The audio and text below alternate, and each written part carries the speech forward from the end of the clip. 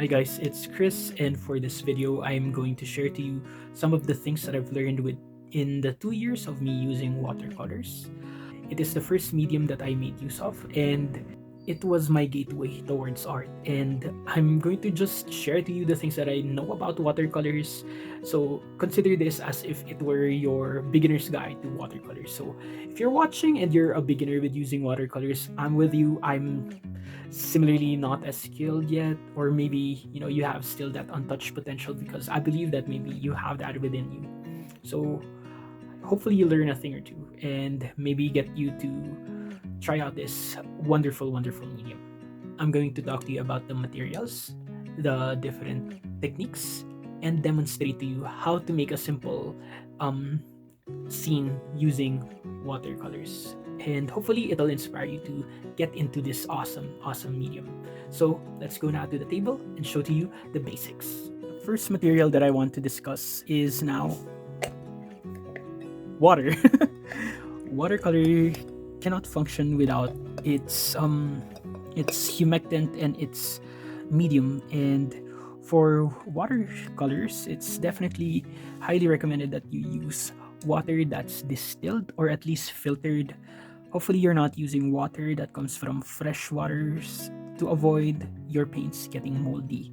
It's also recommended that you use 2 glasses of water in starting off with your paintings. Sometimes you can have as much as 4 jars of water with you, but basically you have here now 1 water used for painting, and you have here now 1 glass of water for rinsing out your brush before you change to the next color that you'll be using.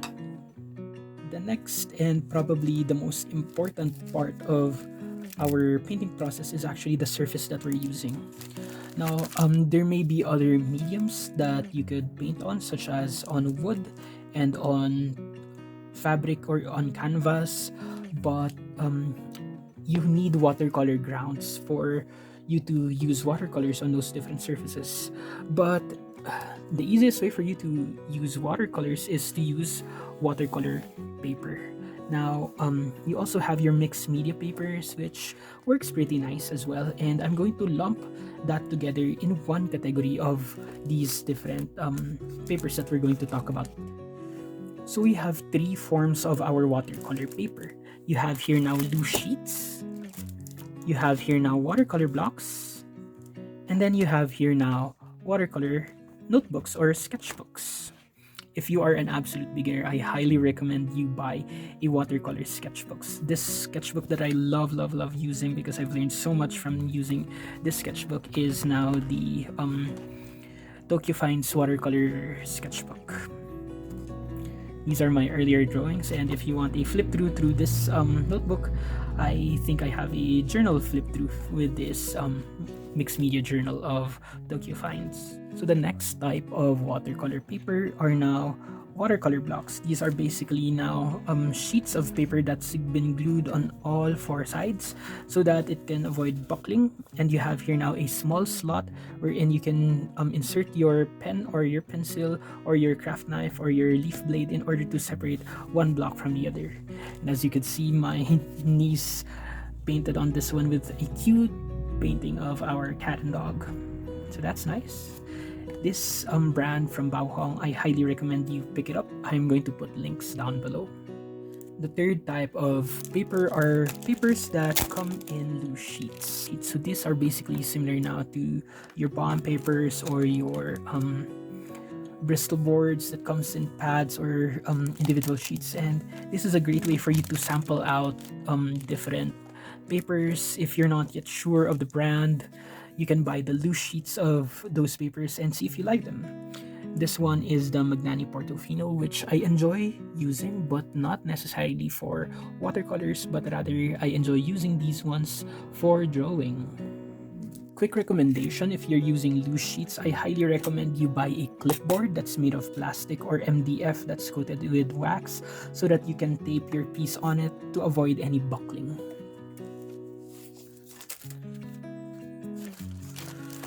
So ignoring the brand differences and the type of presentation that it has, these are now the different watercolor types. You have here now 100% cotton paper, which is made of cotton rag, which is one of the best types of papers that you can paint on 100% cotton, on 100% cotton papers. Then you have here now blends of watercolor papers. This one is from Paul Rubens and it's 50% cotton. As you can see there in the label, it's 50% cotton, and it performs very similarly to 100% cotton paper, if I'll be honest. But the downside to this brand, I guess, is that the sizing is not as good as that of 100% cotton paper, which is, I think, if you're a beginner, 100% recommend you try this one if you can't afford the 100% cotton type of papers. Now you have here the papers that I use for exercises. These are now cellulose papers. This one is a potentate watercolor block that I actually love using for swatching and testing out my watercolor paints. And this one has a special place in my heart as well, because even if it's I found paper that's really far superior than this one, this is still a good one because I've learned so much from using this paper. Let's talk about brushes. I know it's going to be exhausting, but all you need is actually just one good brush, and I'm going to show you my favorite one, which is this brush right here.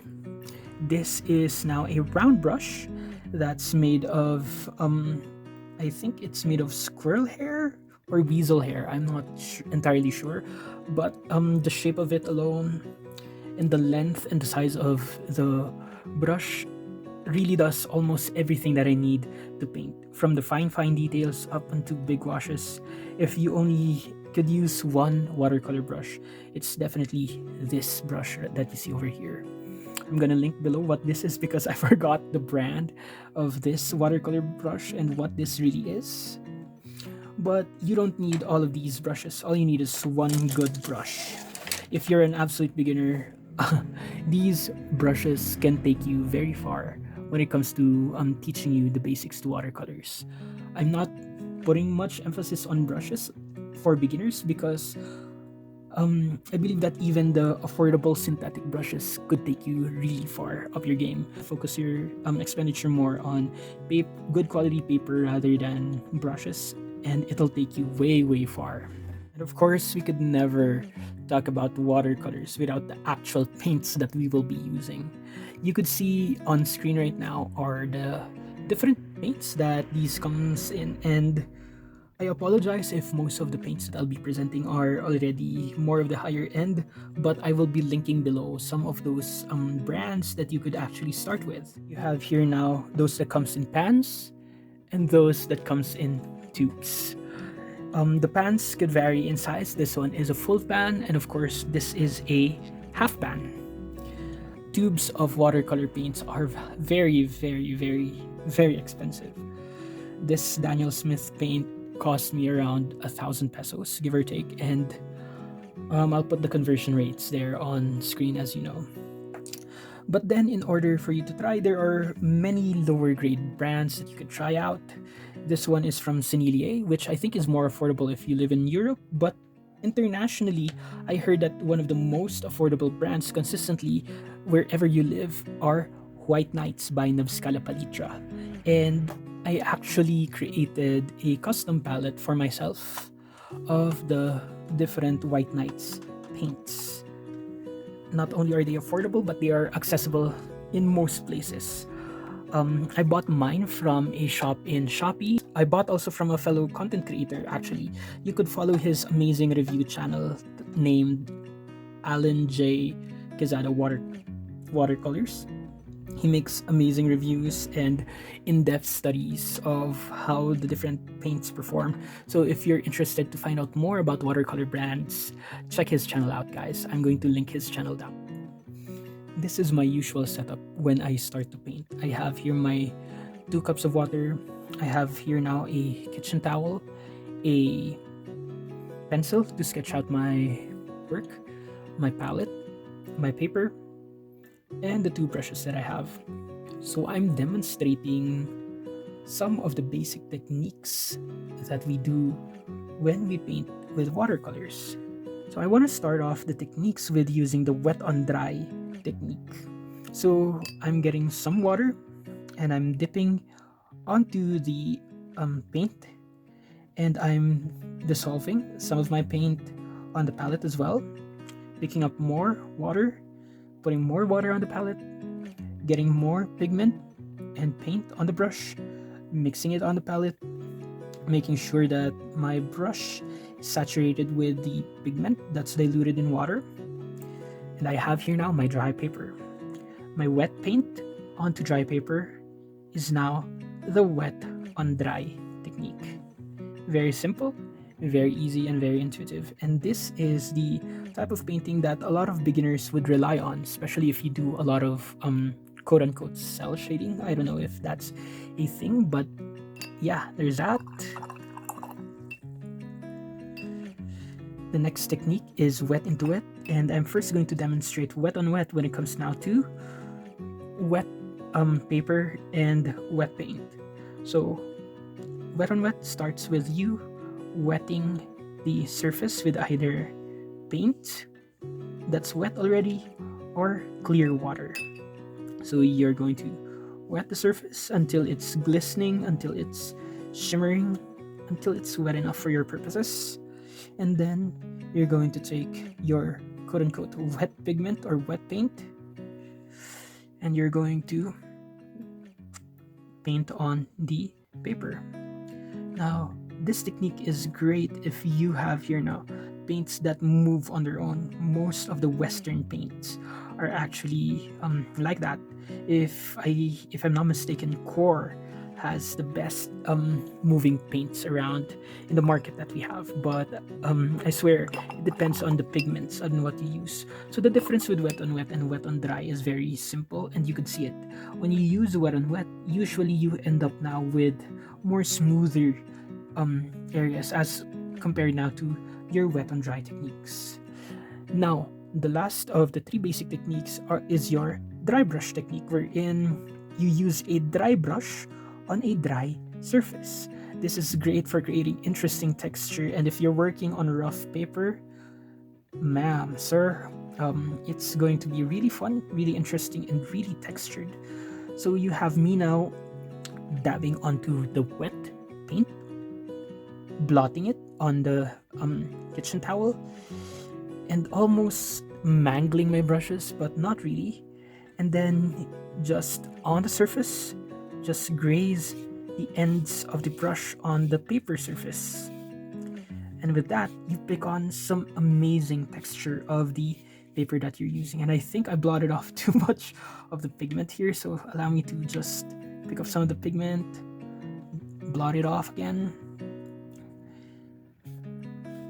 There we go. Now, this technique is excellent for using on tree branches, on foliage, or on walls. So that's your dry brush technique. Talking about creating gradients now, you have here now several techniques that I can teach you. You can create gradients by using the wet on wet technique by simply wetting the surface, waiting a few moments for the water to soak into the paper.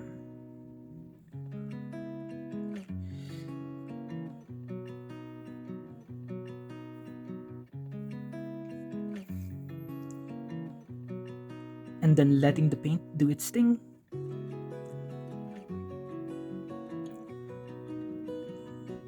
That's the first method that you could create gradients. Another way wherein you could create gradients is actually by having your initial layer on top, wherein it's the most bold. Wash your brush, pick up some clean water, but blot the excess off, making sure that it has enough moistness on it. And now, picking up some of the pigments, and then just pulling it downwards. Just pull it down. And then maybe wash your brush again. And now whatever that's there, pull it down even more. And now you could actually feather through and just let the paint do its thing while it dries. So as promised, I'll be demonstrating these different techniques on a painting. I'm taping the loose sheet on my table, and I'm first demonstrating to you the wet into wet technique. So I'm preparing some of my mixtures while the water soaks into my paper, and now using this brush, I'm now putting in some yellows and oranges on the wet paper, and then I'm taking away and lifting some of them so that I could avoid puddling too much water on the paper. And now, while the orange and yellow is still wet, I'm dabbing into the purple color and blending it still wet into wet. So when the first layer dried, it dried lighter, and so I have to build up the depth by adding a second layer. And when the paint becomes lighter after your initial wash, that's pretty normal. That's what happens to watercolor since it absorbs into the paper. So no need to worry, it's just part of the process. It's not your materials. Maybe it is sometimes, but mostly it's just part of the properties of watercolors. So you see me here building up the depth of the colors, the beautiful sunset tones, which always makes me smile. So at this juncture, I'm now mixing a darker tone by mixing complementary colors. This is how I usually do my paintings before. I just schmuddle on and throw on a piece of paper a nice looking background, and I create a dark foreground, and that usually makes me happy and it helps me relax until I was confident enough to do more advanced pieces that also involves drawing. Painting is a great skill to have, but to partner and upgrade your painting skills, you have to also update your drawing skills. So here is the painting up close, you guys, and I'm adding the final details until I can call it done. And now I'm also going to share to you the different art pieces displayed around my wall.